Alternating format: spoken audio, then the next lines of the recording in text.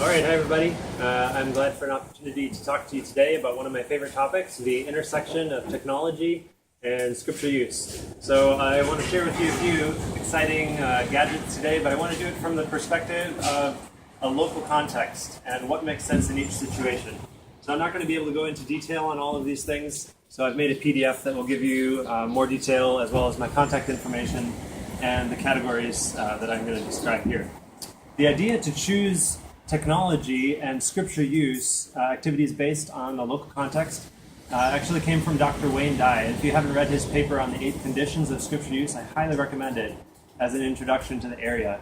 I've created a few more categories myself as I have worked with technology in Sierra Leone, and I see some of the different things that can work in certain places and not work in others. And so I want to give you just a couple of those categories to help you think about technology and what you might choose to work in your specific area. So an example of one of these categories is the idea of what are you going to do as a scripture use advocate or a scripture use advisor. One option would be to create media. So this is called vernacular media creation, and you can create media that uses the local language of the place where you're working in. Wonderful, wonderful thing to do. Another thing that you could do would be to implement technology. So you could pick one of these devices and train people to use it. Another wonderful thing to do, often relating to distribution. Then a third thing that you could do in that category would be to train people to use existing resources. So for example, something like this radio costs less than $10 in a market in Sierra Leone, and it's entirely reproducible. You can put an SD card in there and people can listen to the audio Bible themselves. They can buy another one and share the files themselves with somebody else. So you can train people to use existing resources like this, or to use Bluetooth on their phone to share media. So that's one category. What are you going to do with your time? You're going to make media? Are you going to bring in new technology? Or are you going to train people to use existing technology? Another category to think about is what type of media do you want to create? There's video, there's audio, there's text. There's even the possibility of creating educational courses to deliver content or training. Another important category is online versus offline media.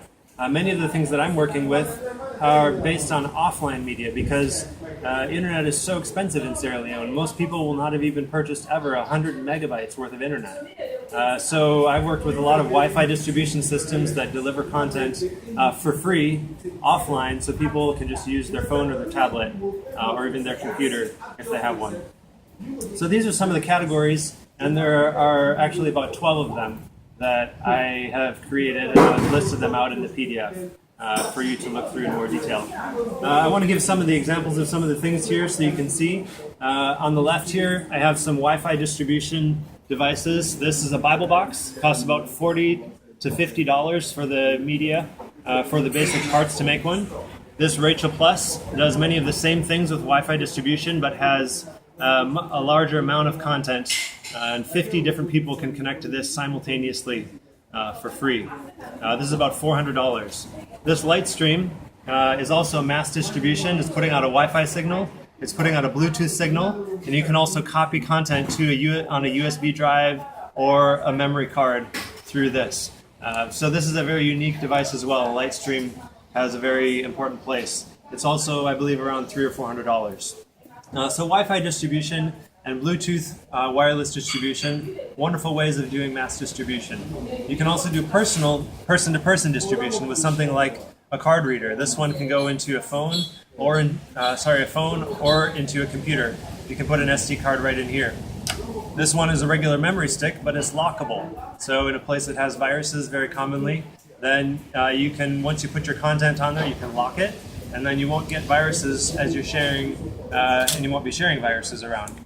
You can also put an SD card in something like this, and it has a lightning cable on the one side and a micro USB on the other for iPhones and Android.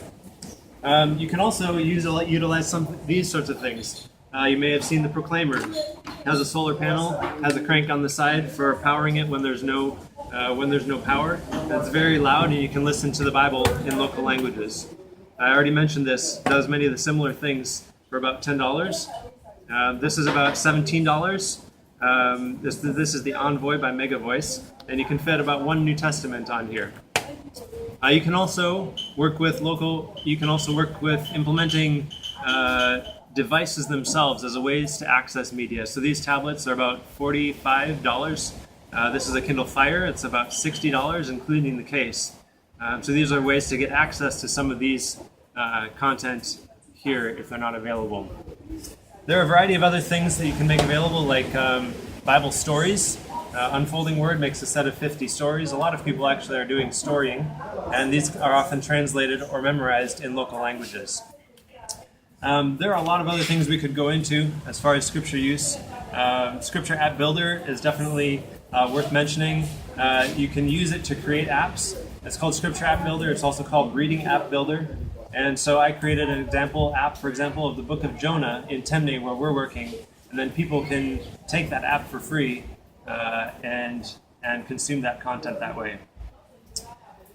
I think that's probably all I want to mention for now as far as specific devices. I did want to highlight that there is an international conference annually that focuses on these sorts of tools, on media. It brings together media creators and field people. So if you're interested in media and distribution, feel free to contact me. It's a fantastic conference that you may like to go into. Well, I hope that gives you some ideas about scripture use technology and maybe even a framework to think about how you can make choices about what will best work in your situation. All right, thanks a lot. Bye-bye.